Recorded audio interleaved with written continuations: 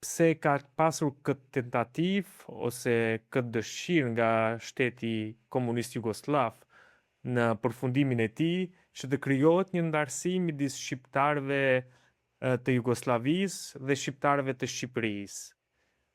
Ka qenë ky një konspiracion më gjeneral apo është vetë për qëllime interne të Jugosllavisë? Tani unë besoj që kam pasur edhe qëllime kundrejt Shqipërisë në përdorimin e asaj fjale, sepse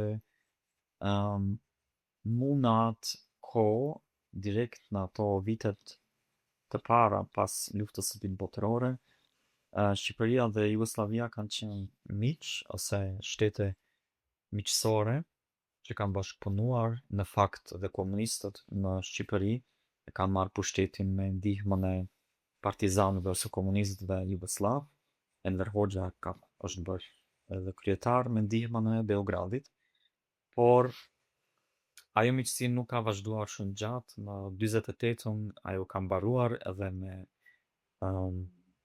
në një kontekst ndërkombëtar me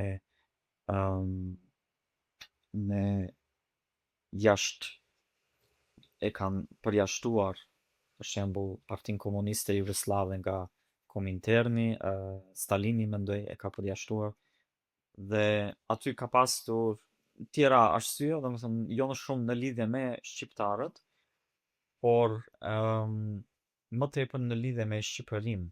Dhe Titoja, për shembull, Titoja ka pasur në synim që të krijoj ose ka pasur si dëshirë që të krijoj një federat ballkanike.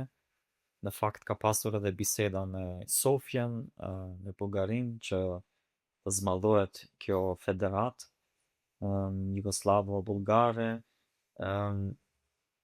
dhe ka qenë domethënë kjo miqësi me Shqipërinë, edhe pak ndonjë kontakt me Bukureshtin ose Athinën. Me Athinën ishte pak më vështirë, por sepse ishte në bllokun perëndimor që herët, por aty ai term me të vërtet edhe është përdorur për t'i ndarë shqiptarët e Jugosllavisë nga ato të Shqipërisë që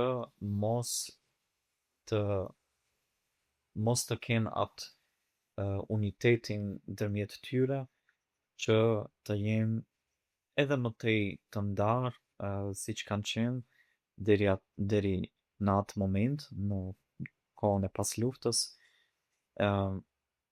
Dhe besoj që Shqipëria kur është prishur pastaj me Jugosllavinë ose Enver Hoxha me Titon, ai term me të vërtet kanë mundur ta përdorin më tepër kundër shqiptarëve të Jugosllavisë,